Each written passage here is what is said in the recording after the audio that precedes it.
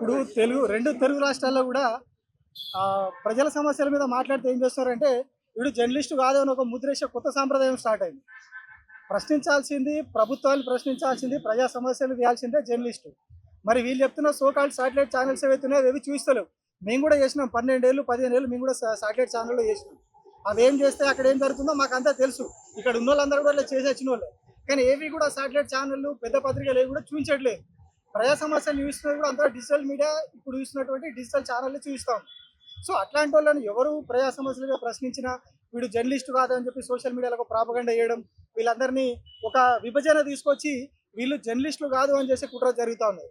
సాక్షాత్తు మన తెలంగాణ అసెంబ్లీలోనే ముఖ్యమంత్రి చెప్పిండు, ఎవడు జర్నలిస్టు ఎవడు కాదు మీరు ఒక లిస్టు తయారు చేయండి, దాని ప్రకారం తీద్దాం, జర్నలిస్టు కానూని జర్నలిస్టు ముసుకేసుకొచ్చినోని బట్టలు కూడా తీసుకొడతా అని చెప్పి అసెంబ్లీలో ముఖ్యమంత్రి చెప్పిండు. అంటే ఒక విభజన జరుగుతూ ఉన్నది. శాటిలైట్లో ఉన్న వాళ్ళే జర్నలిస్టులు, శాటిలైట్ ఛానళ్ళు కానీ పెద్ద పత్రికల్లో లేని వాళ్ళు జర్నలిస్టులు కాదు అనే ఒక ముద్రేస్తూ ఉన్నారు. మరి రాజ్యాంగంలో ఎక్కడ కూడా ఇట్లాంటిది లేదు. శాటిలైట్ ఛానళ్ళలో అందరినీ ఉంటే జర్నలిస్ట్ అని లేదు. ప్రశ్నించగలిగే ప్రతి పౌరుడు జర్నలిస్ట్ అని రాజ్యాంగం చెప్తా ఉన్నది. రాజ్యాంగం ఏమో అట్లా చెప్తుంది. మరి మన ముఖ్యమంత్రి గారేమో కేవలం మీరు ఒక లిస్ట్ ఇయ్యి, ఆ లిస్టు ఉన్న వాళ్ళే జర్నలిస్టులు కానీ వాళ్ళు కాదు అన్నట్టుగా వాళ్ళు మాట్లాడుతూ ఉన్నారు. సో ఇది కాదు కదా జరగాల్సింది. సో ఇప్పుడు మనం వెంకటరామరెడ్డి ఇష్యూనే మాట్లాడుతూ ఉన్నాం. అంటే ఎంత సిల్లీ కేసు, ఎంత పొలిటికల్ వెండేటాతో నడుస్తున్నాయని మనకు క్లియర్గా అర్థమైపోతూ ఉంది.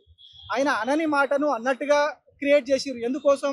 ఆయన క్వశ్చన్ చేస్తూ ఉన్నాడు అక్కడ ప్రభుత్వాన్ని, ఏపీ ప్రభుత్వాన్ని క్వశ్చన్ చేస్తున్నాడు. కాబట్టి ఆయన ఇరికియాలి ఎలాగైనా. వన్స్ పోలీసుల చేతిలోకి వెళ్ళిపోయిన తర్వాత వాళ్ళు కొంత టైం తీసుకుంటారు. ఏపీలో కానీ తెలంగాణలో కానీ జరుగుతున్న రాజ్యాంగం ఏంది? శుక్రవారం సాయంత్రం నుంచి స్టార్ట్ అవుతుంది హంటింగ్.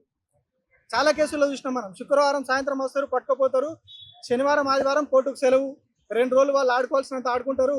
మండే రోజు కోర్టులో ప్రొడ్యూస్ చేస్తే రిమాండ్ పంపిస్తారా, బెయిల్ ఇస్తారా అనేది అప్పుడు ఆ లోపు వాళ్ళు చేయాల్సింది చేస్తారు. బెయిల్ వచ్చే లోపు అటు ఇటు వాళ్ళు ఏం చేయాలనుకున్నా అది చేస్తారు. సో ఆ టార్గెట్ కానీ ఇప్పుడు ఇవన్నీ నడుస్తూ ఉన్నాయి. అందుకే కరెక్ట్గా ఫ్రైడే రోజు వెంకటరామరెడ్డి కోసం వచ్చారు. మరి అందులో చేసిన తప్పేంది? ఆయన ఏం అనలేదు అక్కడ.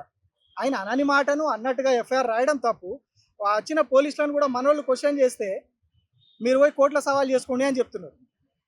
కేసే తప్పుడు కేసు, మీరు తప్పుడు కేసు పెట్టిరు అంటే కోర్టుకు పోమంటున్నారు. అంటే వాళ్ళ ఉద్దేశం మనం అర్థమవుతుంది ఇక్కడ. అంటే మనం కోర్టుకు వెళ్ళి కోర్టులో వాదనలు వినిపించి మనం బెయిల్ తెచ్చుకునే లోపల వాళ్ళు చేయాల్సిన కార్యం చేస్తారనేది. సో అంటే ఒక విభజన తీసుకొచ్చి ప్రశ్నించే వాళ్ళందరినీ కూడా తొక్కేయాలి, భయపెట్టాలి అనే ఒక కార్యాచరణ క్లియర్గా నడుస్తూ ఉంది. సో ఇట్లా ఎక్స్టర్నల్ ఫోర్సెస్, ఇది మనం ఇప్పుడు ఓన్లీ ఎక్స్టర్నల్ ఫోర్సెస్ కాదు, ఇంటర్నల్ ఫోర్సెస్ గురించి కూడా మాట్లాడుకోవాలి. తెలంగాణ రాష్ట్రంలో హేట్ స్పీచ్ బిల్ అనే ఒక కొత్త బిల్లు తీసుకురావడానికి మొన్న అసెంబ్లీలో విఫల ప్రయత్నం చేసింది ఇక్కడ ప్రభుత్వం. సో మనం ఇప్పుడు డిజిటల్ మీడియా జర్నలిస్టులుగా ఫస్ట్ మనం దాని మీద ఒక చర్చా కార్యక్రమం పెట్టి దాని గురించి కూడా మనం మాట్లాడాల్సిన అవసరం ఉంది. ఎందుకంటే వన్స్ ఆ చట్టం ఒకవేళ ఇంప్లిమెంటేషన్ అయితే మళ్ళీ దానికి ఏమైనా సవరణలు చేస్తారా, ఇంకేం చేస్తారా, మళ్ళీ పట్టుకొచ్చినప్పుడు అది అమలు అయితే మనం ఎవరం కూడా ఉండం. ఇక్కడ ఎవరైతే ఉన్నామో ఇక్కడ ఉన్న జర్నలిస్టులు ఎవరైతే ఉన్నామో ఎవరు ఉండము. ఎందుకంటే అందులో ఉన్న క్లాజులు, అందులో ఉన్న అంశాలన్నీ అట్లా ఉన్నాయి. ప్రభుత్వాలను క్వశ్చన్ చేస్తే వాడికి నచ్చకపోతే వాళ్ళు కేసు పెడతారు, పోయి మనం 3 నెలలు జైల్లో ఉండాలి, 90 డేస్ జైల్లో ఉండాలి. అన్ని నాన్ బెయిలబుల్ కేసులు. సుప్రీంకోర్టు తీర్పు ప్రకారం 7 ఏళ్ల లోపు జైలు శిక్షలు అన్నిటికీ కూడా స్టేషన్ బెయిల్ ఇచ్చి పంపొచ్చు. వెంకటరామరెడ్డి పెట్టిన కేసులు కూడా 7 ఏళ్ల లోపు కేసులే. కానీ ఆయన పట్టుకోపోవడానికి ప్రయత్నించారు. ఇట్లాంటి హేట్ స్పీచ్ బిల్లులు అవేవి లేనప్పుడే ఇక్కడ ప్రభుత్వం హేట్ స్పీచ్ బిల్ అని కూడా తీసుకురావడానికి ప్రయత్నం చేస్తుంది. వన్స్ ఆ బిల్లు కానీ అమల్లోకి వస్తే, ఇప్పుడు సెలెక్ట్ కమిటీ దగ్గర ఉన్నది, అది ఒకవేళ మళ్ళీ నెక్స్ట్ సెషన్లోనో ఎప్పుడో దాన్ని సవరణలు చేసి తీసుకొచ్చి దాన్ని అమల్లోకి తీసుకొస్తే మనం ఓరం కూడా క్వశ్చన్ చేయడానికి ఉండం. శాటిలైట్ మీడియా ఎట్లా క్వశ్చన్ చేయదు, వాళ్ళంతా కూడా ప్రభుత్వాలకు అమ్ముడు వేరు, మనందరికీ తెలుసు.